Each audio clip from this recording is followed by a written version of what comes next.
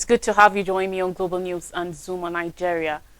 The headline says US achieves first moon landing with audacious. US EU support Mark Rutte for NATO chief.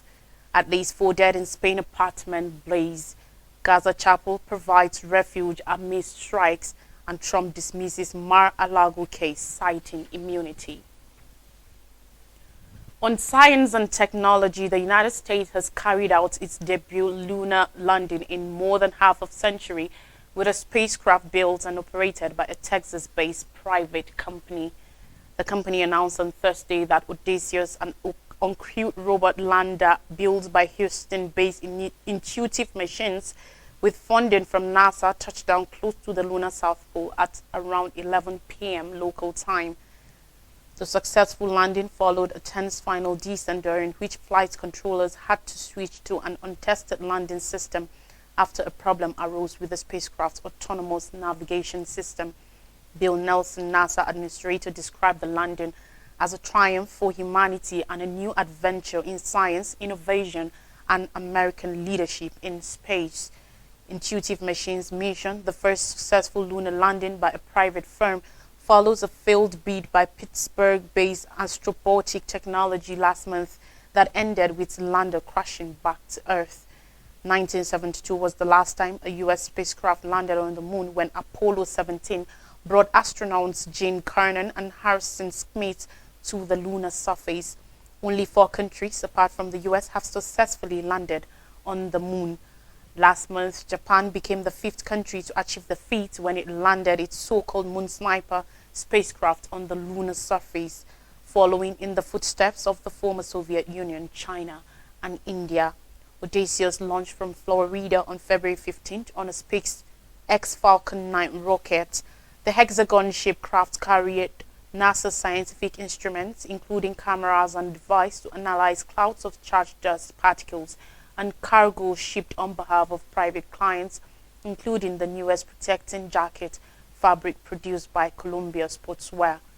Odysseus, which is solar-powered, is anticipated to operate for a week on the surface of the moon before the lunar night renders the lander inoperable.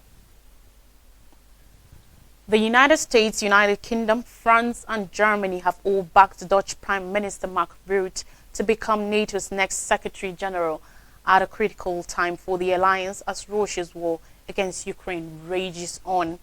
On Thursday, top NATO powers backed by Rutte to succeed President Jens Stoltenberg when he steps down in October, putting him in a strong position to win the leadership of the transatlantic alliance.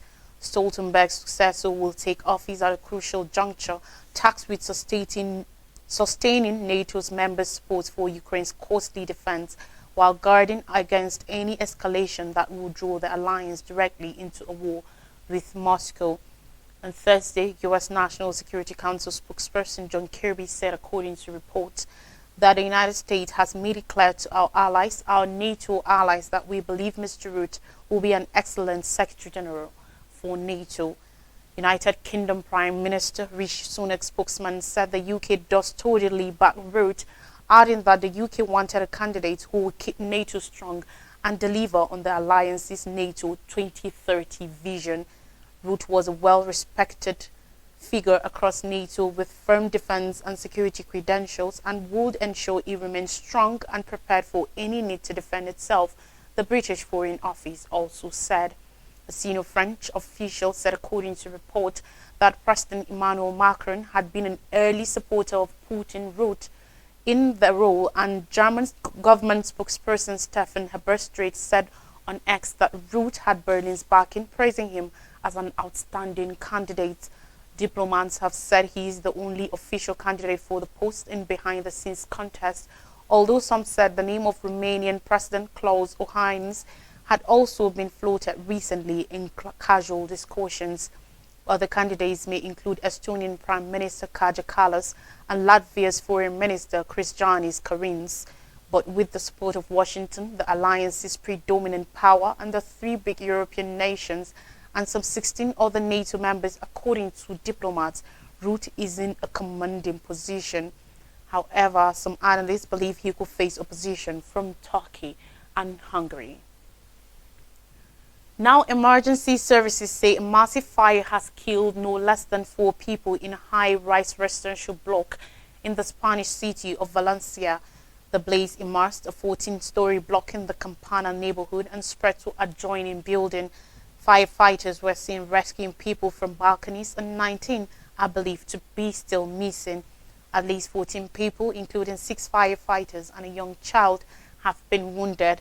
High winds fanned the flames, but there are also suspicions that highly flammable cladding has aided the fire to spread rapidly. Over 25 crews tackled the blaze, and by early Friday, the block was a giant fire-blackened shell. People were urged to stay away from the area. The building contains 138 flats and was home to 450 residents, reports said, citing the building's manager. Local reports said firefighters had rescued numerous residents using cranes, including a couple living on the 7th floor. In the hours after the fire speedily took hold, questions have been asked in Spain about the materials used in the building's construction. Vice President of the College of Industrial Technical Engineers of Valencia, Esther Puches, said she had earlier inspected the building. David Higuera, an engineer, said that the building's cladding may have been the cause of the rapid spread of the fire. The aluminium plates with a foam insulator making up the outer layer of the building are very good at insulating against heat and cold, but very combustible, he said. Firefighters were called around 17:30 local time. A field hospital has been set up in the area, according to report. People displaced from their homes will be housed in hotels, according to the authorities. Spain's Prime Minister Pedro Sanchez said, and I quote, "Dismayed by the terrible fire in a building in Valencia, I want to convey my solidarity to all the people affected and recognition to all the emergency personnel already deployed at the scene." The Israeli military increased aerial attacks on parts of central and northern Gaza in recent weeks. Whole families have been killed and displacement shelters flattened. Hundreds of thousands of displaced civilians who once found refuge in hospitals are now on the run again as medical facilities across the enclave are destroyed by bombardment or besieged. Further south in Rafah, some civilians are rushing northwards ahead of an anticipated Israeli ground offensive. Several Palestinians said, according to reports, that there is no peace to be found among the rubble. Israel launched its military offensive after the Hamas-led October 7 attacks in southern Israel, which killed around 1,200 people. Israeli attacks on Gaza have killed at least 29,313 Palestinians and wounded another 69,333 people, according to the Ministry of Health in Gaza. The arched walls of St. Philip accommodate numerous displaced patients, including young children. Doctors calmly tend to the injured as tens of civilians sit on multicolored blankets covering sparse bed frames.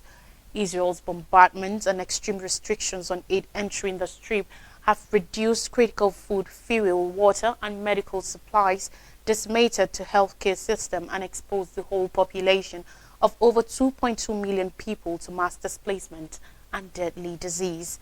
According to the humanitarian organization Medical Aid for Palestinians, as of February 14th, only 11 out of 36 hospitals in Gaza are partly operating, while 3 are at minimum functionality.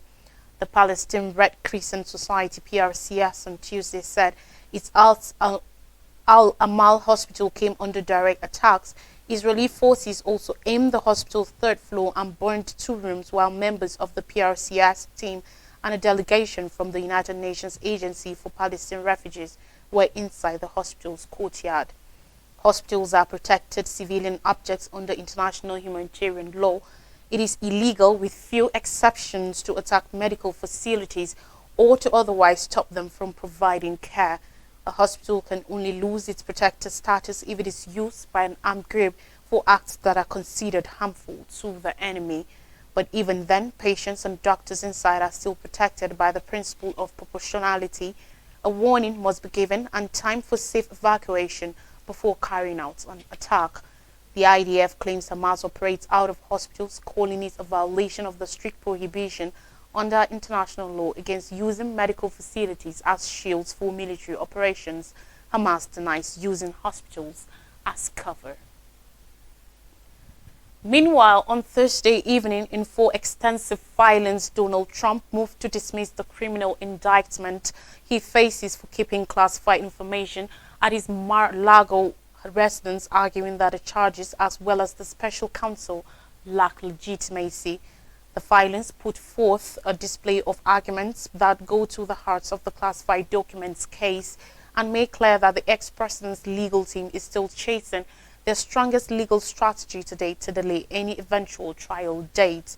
In moving to toss the case, his attorneys again argued that Trump is secured by presidential immunity, echoing arguments Trump made in the election subversion case against him in Washington, D.C., which were roundly overruled by a federal judge as well as a three-judge panel in the D.C. District Court of Appeals.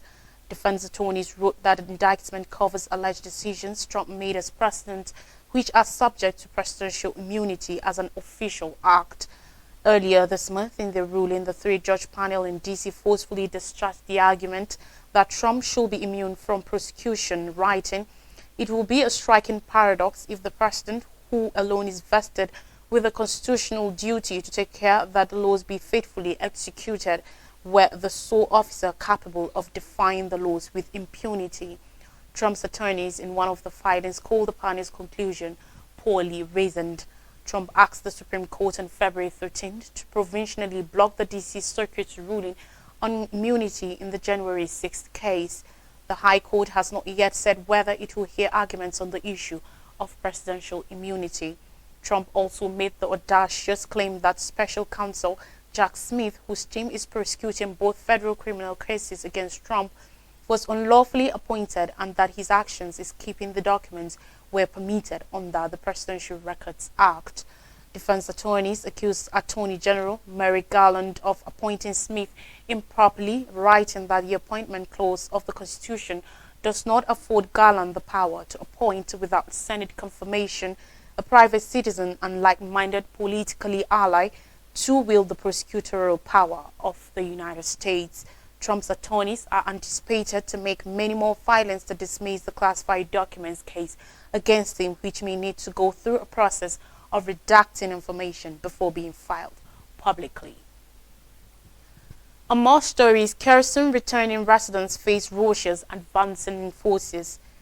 Kherson, its streets scattered with broken glass and an endless storm of artillery on its horizon, feels as if it is under remote occupation. It became the first major Ukrainian city to fall 2 years ago as Russian forces swept in from Crimea. It was liberated by Kyiv's forces 9 months later. Yet, as the war enters its third year, residents describe the shelling from Russian forces under a mile away across the Dnipro River as the worst yet. Drones and artillery pound the city at a remarkable frequency, suggesting Russian forces are not troubled with the same ammunition shortages that Ukrainian troops say they face. And despite the icy Dnipro lying between Ukrainian forces and a Russian assault, new dug trenches line parts of the riverside. Some of the blasts may be from ongoing clashes near the tiny village of Krinky, which has gained outsized significance after Russian Defense Minister Sergei Shoigu on Tuesday told his leader, President Vladimir Putin, the village had basically been cleared by advancing Russian forces. The claim was vehemently denied by Ukraine, with President Volodymyr Zelensky saying on Thursday that Moscow was only able to conduct a disinformation campaign. Drone footage released by Ukrainian forces showed the same Russian soldiers who raised their flag in Krinky apparently fleeing the scene moments later. Yet the clash and disputes over Krinky add to doubt in Kherson. Repair workers joke they have celebrated the 10,000th window they boarded up in a city where few buildings retain their glass. Moving now to African scenes, Kenya removes entry fee for foreigners. Kenya has renounced entry fees for passport holders from South Africa and 6 other countries following widespread criticism of the recently introduced $30 fee. The step aims to increase tourism and attract business travelers. Formerly, all foreign passport holders were subject to visa requirements, but the government's decision triggered backlash for potentially rising travel costs and bureaucracy. Exemptions now apply to passport holders from South Africa, Ethiopia, Eritrea, Congo-Brazzaville, Comoros, Mozambique, and members of the East African Community EAC regional bloc. Europe's third smallest nation, San Marino, is the only other country on the exemption list. A memorandum from Kenya's Interior Ministry and Immigration Department said the exempted countries had entered visa abolition agreements or signed bilateral visa waiver agreements with the East African state. Travelers, however, from these countries will still need to get an electronic travel authorization ETA document which is valid for 90 days. Zambia seeks resolution on unpaid debt. Zambia still has closely $7 billion of debt on its books pending resolution. That is in spite a deal with bilateral lenders last year which treated over $6 billion. The $7 billion is owed to bondholders and commercial banks. The Southern African country's quest for debt relief has been long and weary. A deal with bondholders to restructure about $3 billion of debt last October was denied by the official creditors. Co-led by France, China, and South Africa, they argued that the terms Lusaka agreed with bondholders did not match the discounts the Southern African country won from the official lenders. Zambia's trials and tribulations are carefully watched by Ethiopia and Ghana, who are next in line for debt restructuring. In 2023, commerce between China and African trade rose to 1.5% to reach $282 billion, making Beijing the continent's largest trading partner for 15 consecutive years. China's Customs Department reported that Chinese exports to African nations rose 7.5% to reach $173 billion in the past year, while Chinese imports from Africa totaled $109 billion, reflecting a 6.7% decline year on year. Beijing also saw its trade surplus with expand $64 billion in 2023. The export of raw materials and commodities had been identified as one of the major causes of structural weaknesses in African economies. But global shocks triggered by pandemics and conflicts are hastening efforts by African countries to industrialize. At an exhibition in Cameroon, manufacturers are searching for ways to leverage the African Continental Free Trade Area, AFCFTA, and markets abroad. Now we'll take a quick break, and when we come back, I'll bring you more stories from Nigeria. Don't go anywhere.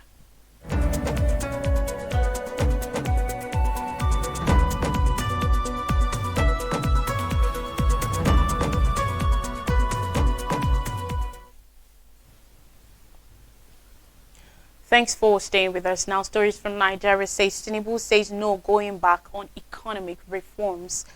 Yesterday, President Bola Ahmed Tinubu responded to calls for appraisal for the present economic reforms that have deepened hardship across the country, insisting that there was no going back until his vision for the nation was achieved.